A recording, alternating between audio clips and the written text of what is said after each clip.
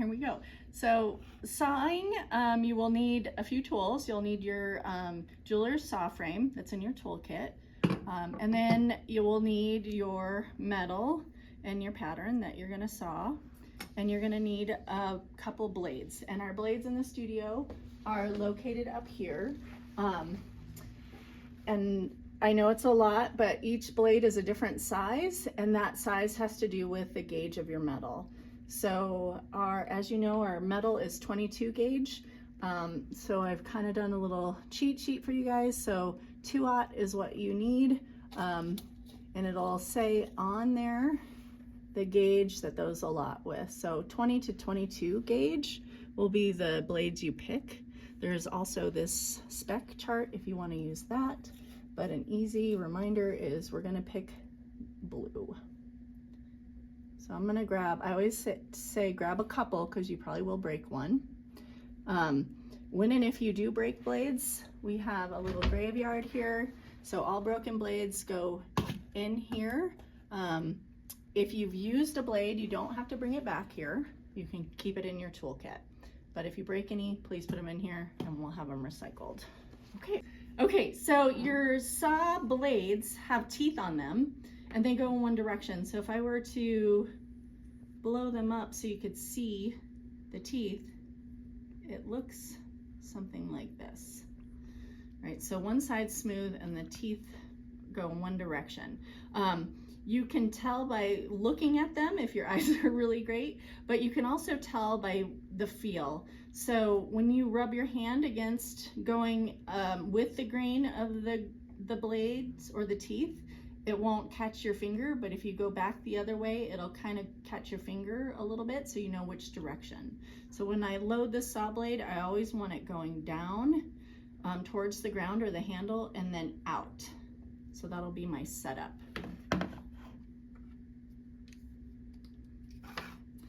And then you can sit or stand when you load your blade. I like to sit down, but I'll show you both ways. So I have to feel, demo demons, I have to feel the blades so I know which direction they're going. And so it's not catching this way, the teeth, so they're upside down. So I'm gonna do that.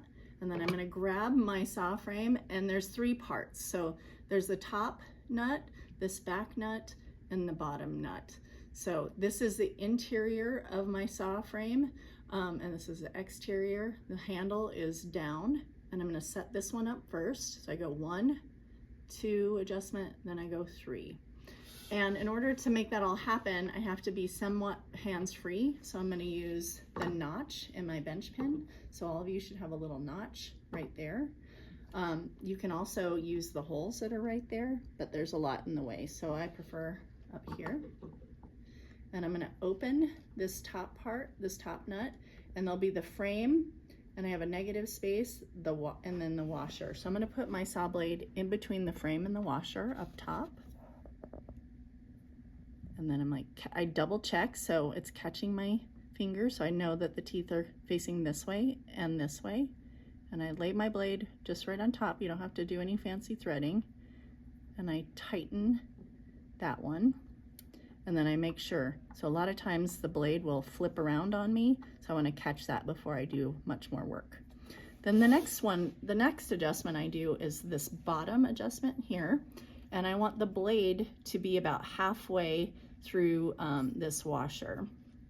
And mine's kind of spun around, so I'm gonna fix that. So then I'm gonna adjust this.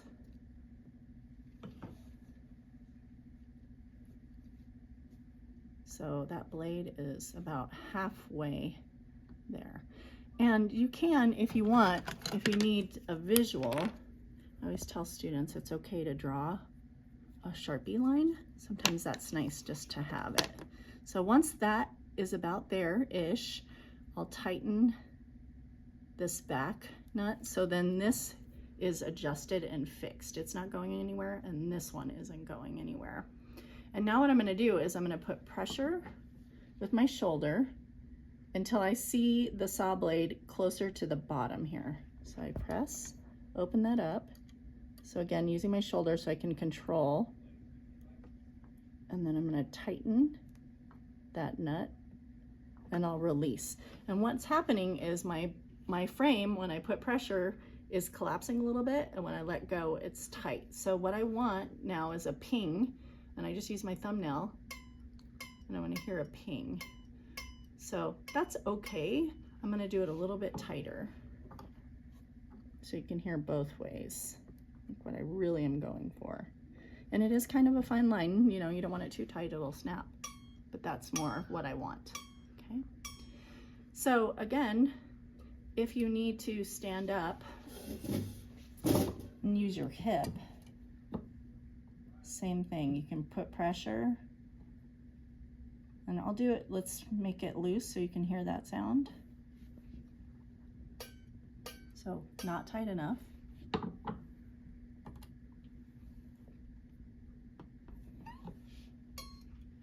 Tight enough, okay?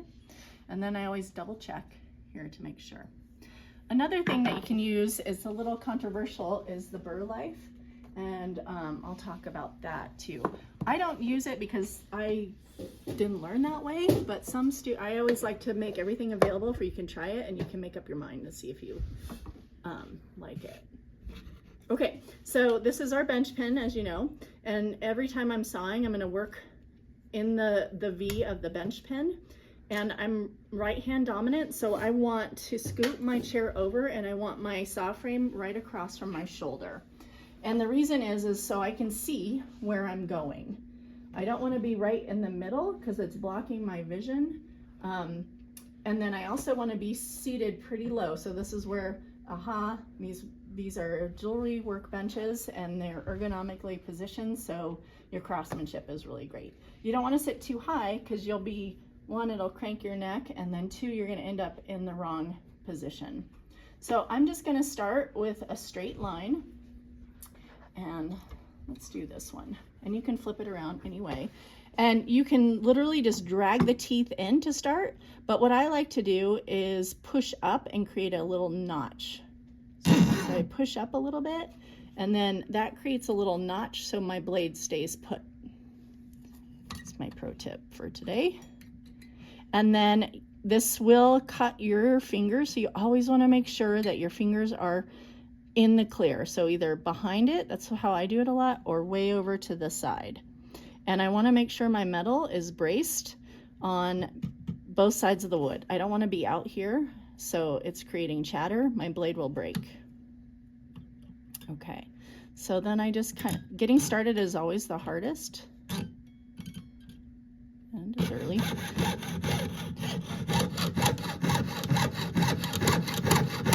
So things that I'm thinking about is the angle of my blade to the metal. And I always ask students, what angle am I at? It's a 90-degree angle to the metal. If I change into 45, see what's happening? I'm getting hung up. So that is my dead giveaway. So I always tell you, push that handle towards the ground. It'll glide better for you. Every once in a while, you can blow those pieces of metal out of your way.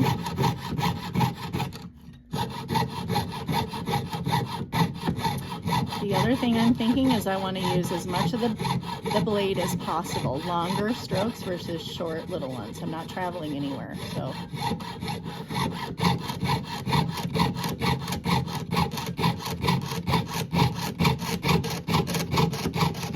Things that are happening to me now is I basically have two pieces of metal starting, so I really want to prevent that chatter, so I'm going to choke up behind it. I'm not going to hurt myself. There's no teeth on that side.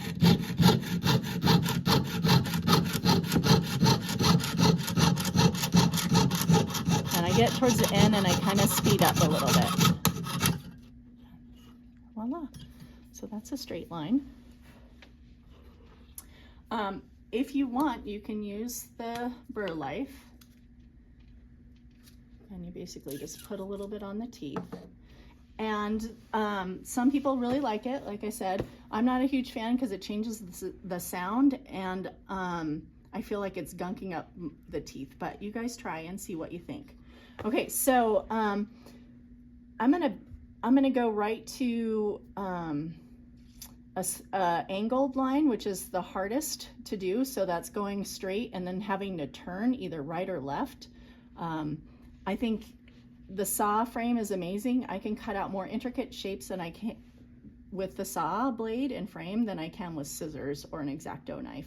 So always, like, anything you can imagine, you can cut out. So like if you wanted a star and really steep angles, you can do that. So I'm gonna do this line and then I'm gonna turn right just so you can see how that works. But as you know, I'm eventually gonna cut out all my black lines.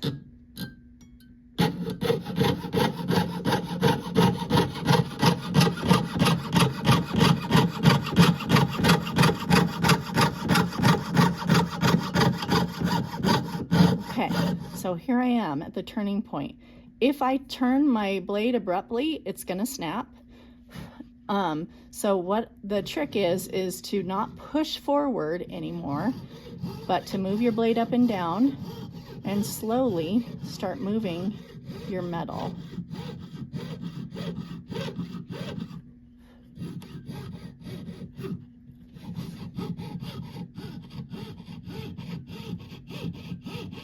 And if you get stuck, just back up and come back. And basically what I'm doing here is creating a little pivot so then I can move freely in there. And now I'm facing the right direction so I can move forward. Whoa. Hang on. The other thing I'm thinking about too, the other tip is you don't want to push forward too hard. That'll break your blade. Let the blade do the work.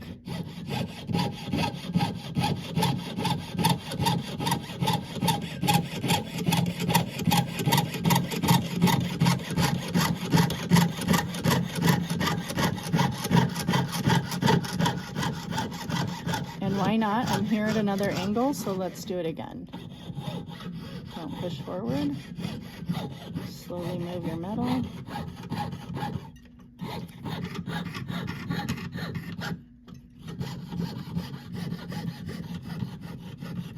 This is great too, because likely you'll want to do this, and that'll create chatter and break your blade. So move forward, so it's bracing, and it's okay if you cut into the wood.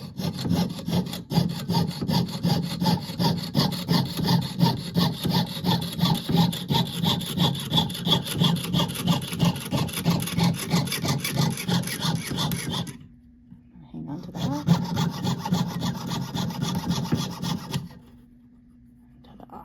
There's that. Okay, so turning a corner is another complicated cut. So I could either cut this one off right now, or I can just go for it. I'm just gonna go for it since I'm right here. And it's really similar, you guys, to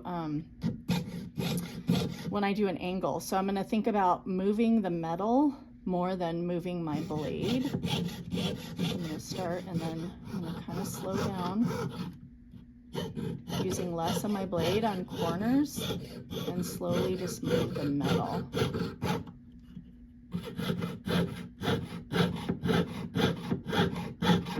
And always looking forward ahead a little bit on that line.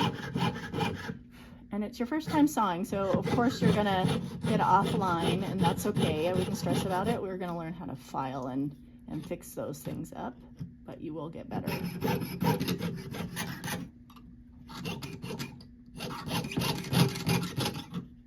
Okay, got some chatter going on there, so I'm gonna brace that.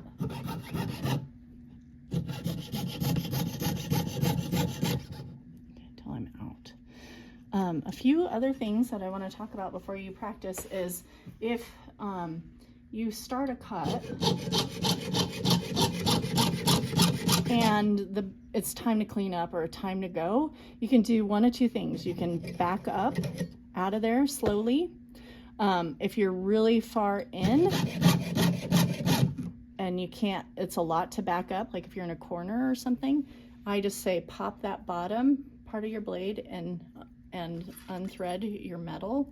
And the best way to store this is leaving one side undone, so nothing will hit up against your saw blade and break it in your toolkit. And you can also collapse it too if you need to, and then put it away.